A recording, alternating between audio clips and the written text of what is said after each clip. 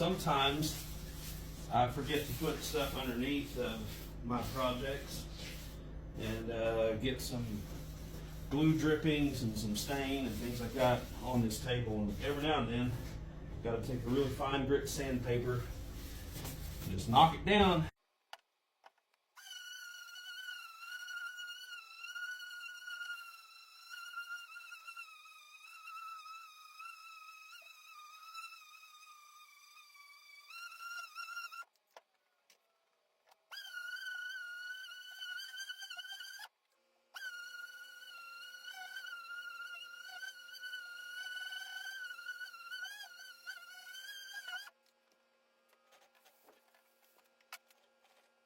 I know I can't do this too much or I'll get through this veneer, but if it gets to that point, I'll just replace this whole top.